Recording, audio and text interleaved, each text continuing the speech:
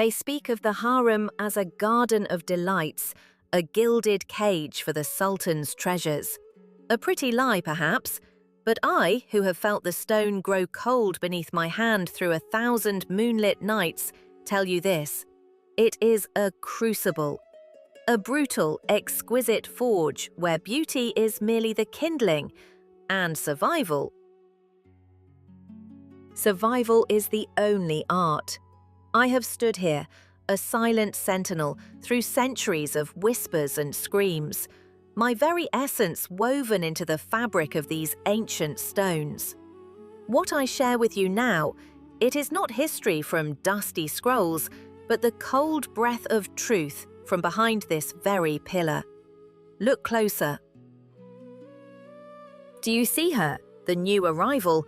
Her eyes wide, mesmerized by the shimmer of raw silk, the intoxicating fume of rosewater and oud.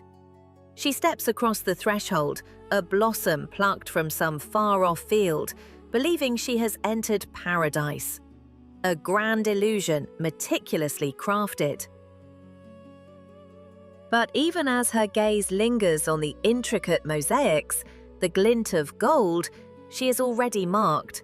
The die is cast, the game begun, the moment her slipper touches this hallowed marble. She does not see the shadows shift, the subtle tightening of a servant's jaw, the glint of a rival's eye from behind a latticed screen. Not yet, but the air, it changes. The perfume, once sweet, now carries a faint, metallic tang. The silk, once soft, feels suddenly like a shroud. A pristine handkerchief, perhaps a gift from a hopeful mother, slips from her nervous fingers. It drifts, a white feather, to the floor. For a fleeting instant, it lies untouched, a symbol of her pure, unblemished past. Then a sudden draft or a careless foot brushes it.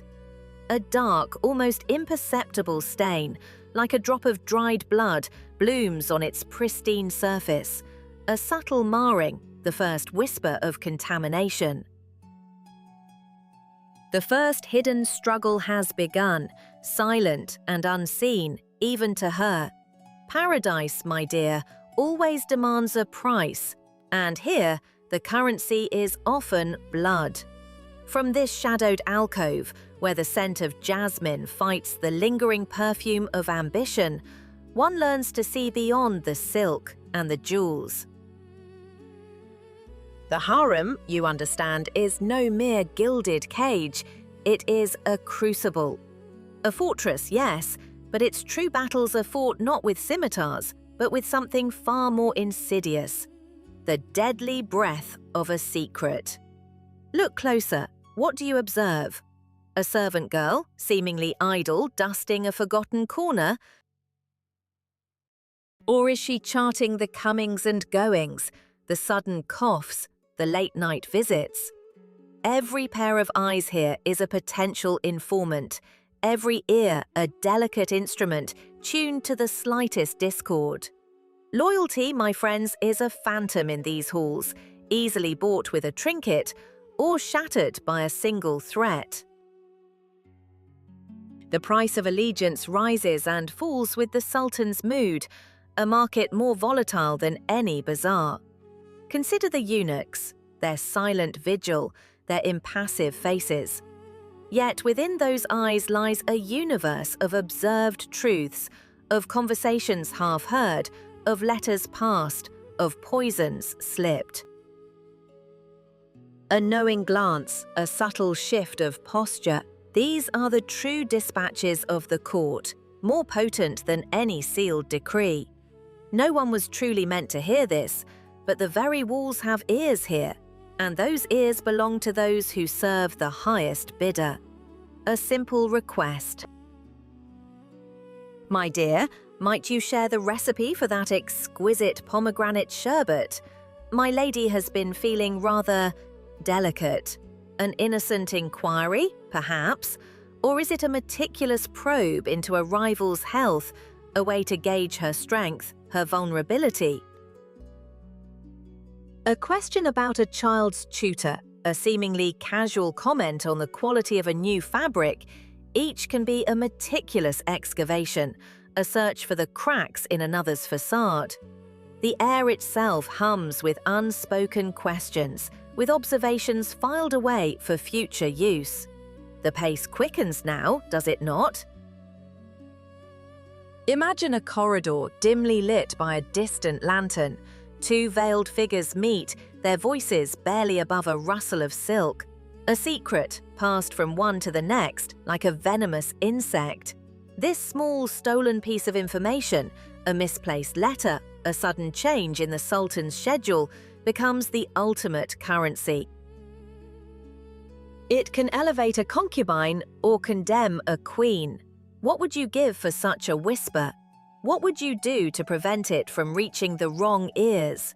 For a woman stripped of true power, her very existence dependent on the favor of one man, survival demands a ruthless mastery of this silent war.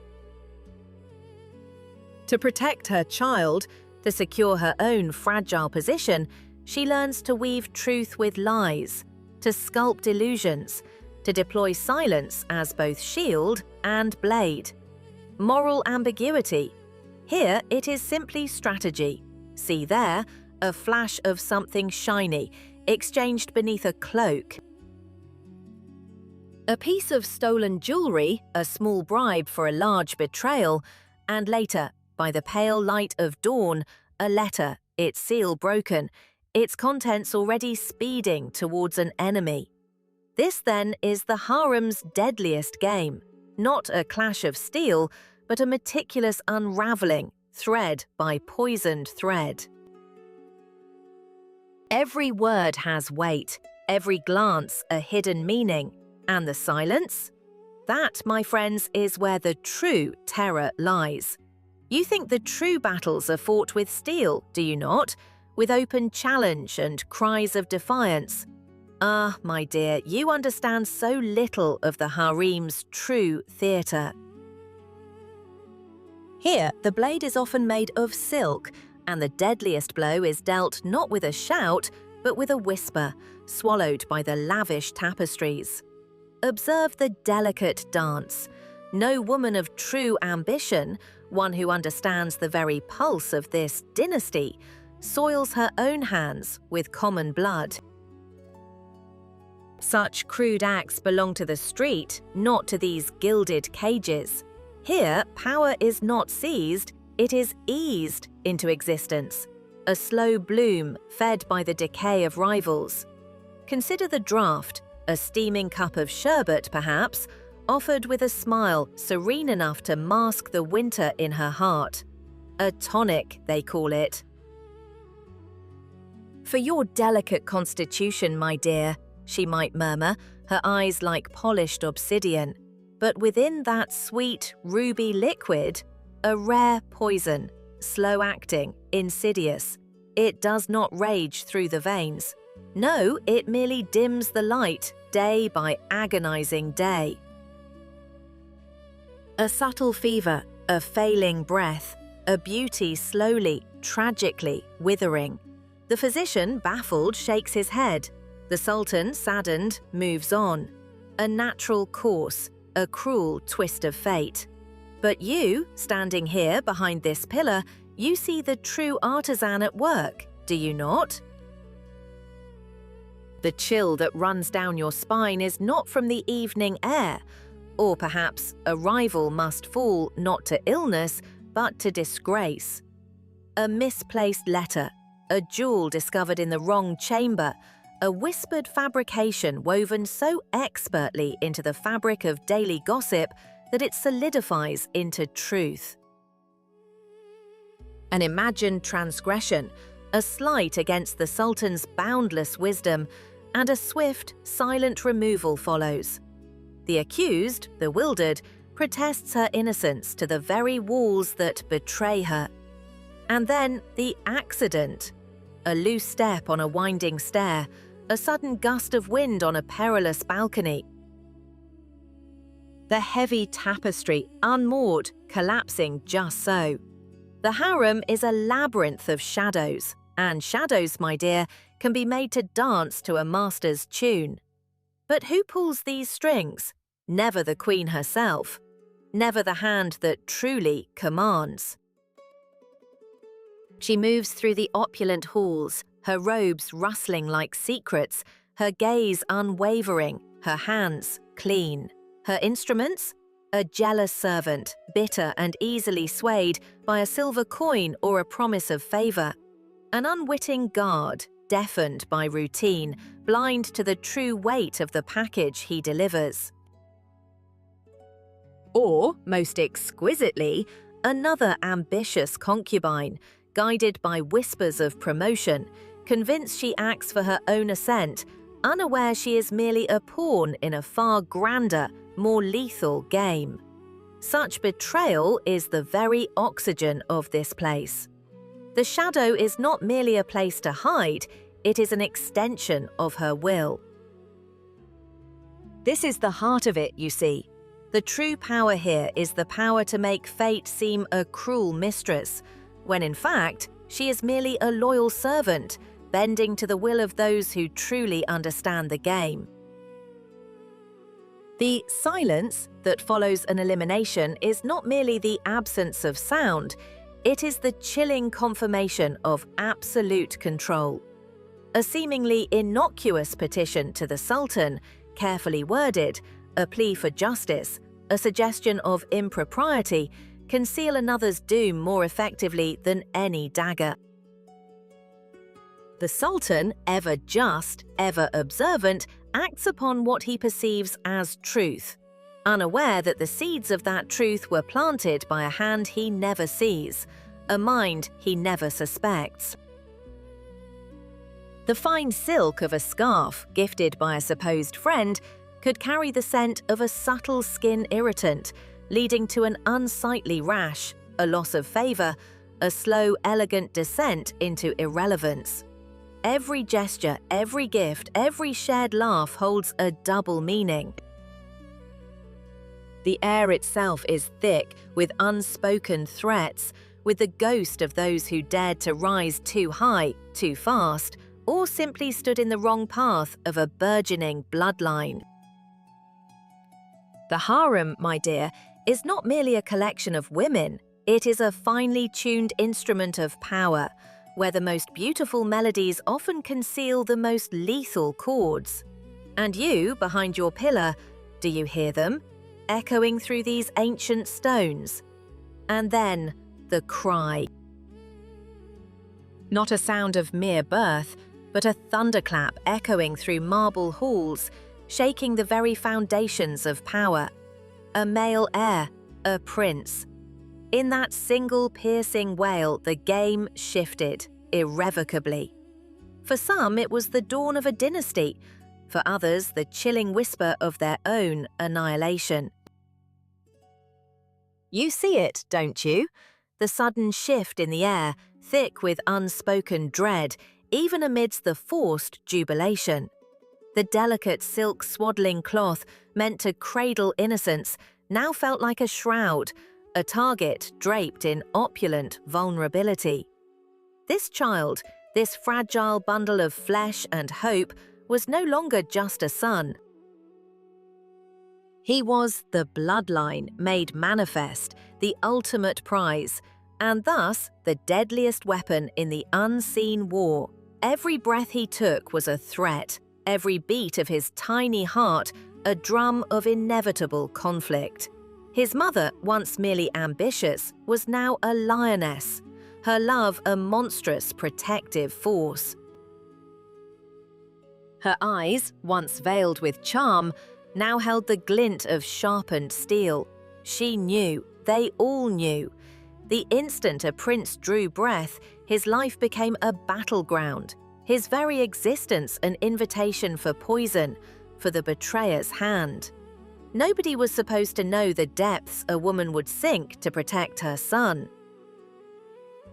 Yet here, within these gilded walls, such depths were merely the beginning. From the deepest shadows, the whispers began. Not of joy, but of calculations, of rivals whose futures had just been extinguished, their own sons now nothing more than potential threats to be swept aside. The silence, after the initial revelry, was more terrifying than any scream. It was the sound of plots being woven, of futures being unmade. The Sultan, enthroned, his gaze a distant star, signed the new royal decree. It was proclaimed as a measure to safeguard the bloodline, to ensure the prince's safety, cloaked in celebratory grandeur. But we, who stood behind the pillars, saw its true intent: a golden cage for some, a tomb for others. It tightened the noose around a rival's throat with silken threads, isolating her, making her son's path to the throne not merely difficult, but impossible. This was the crescendo. The stakes, once high, had now soared beyond the heavens. A mother's fierce, primal love for her child would justify any act, even those deemed monstrous outside these walls. And in a forgotten corner of a chamber, hidden beneath layers of velvet, a small ornate dagger waited.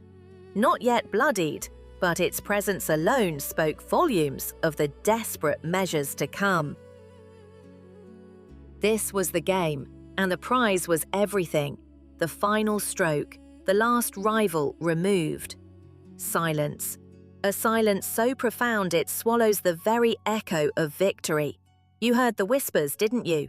The frantic heartbeat behind the silken screens, the rustle of gowns, the clink of hidden daggers. All gone.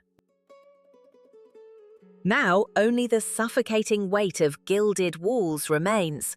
Walk with me through these deserted chambers. The air hangs heavy, thick with the ghosts of ambition. Here, a single forgotten jewel, perhaps dropped in haste or discarded in triumph, catches the pale light. A cold, glittering tear on the vast marble floor. A relic of some vanished struggle, now meaningless. What was it for? A trinket once coveted, now ignored. The dust settling upon it, a shroud for forgotten desires. The Harem, once a vibrant, dangerous garden of potential, is now a mausoleum of withered dreams. A faded silk hanging, once lustrous, now sags in a forgotten alcove, its colours muted by time and the absence of life. Its threads, intricate and fragile, whisper tales of beauty that withered, of promises unkept, of bloodline secured through betrayal. Each fibre a memory of a face, a laugh, a scream. All dissolved into the quiet hum of emptiness. She sits now upon her throne of shadows, the victor, the fittest they called her. She navigated the betrayals, tasted the phantom fear of poison in every cup, and watched rivals fall like autumn leaves. Her bloodline secured, her dynasty seemingly unshakable. But look closer, my dear audience. Do you truly see the triumph? Her reflection in the polished mirror, it tells a different tale. Not the radiant glow of a queen, but the etched lines of endless vigilance. Her eyes, once sharp with cunning, now hold a profound weariness that even deepest sleep cannot erase. The enemy is gone, yes, but the game? The game remains. It whispers doubts in the dead of night, paints deceitful shadows on every wall, turns every loyal servant into a potential conspirator. The silence, a burden. She won, but what did she truly win? A kingdom of silence? A crown forged from the ashes of her own humanity. The power she craved, now a gilded cage, its bars fashioned from paranoia and solitude. Was it worth it, this relentless climb to the peak of the mountain, only to find the air thin and cold, and no one left to witness the profound emptiness but herself? The roar of victory dies.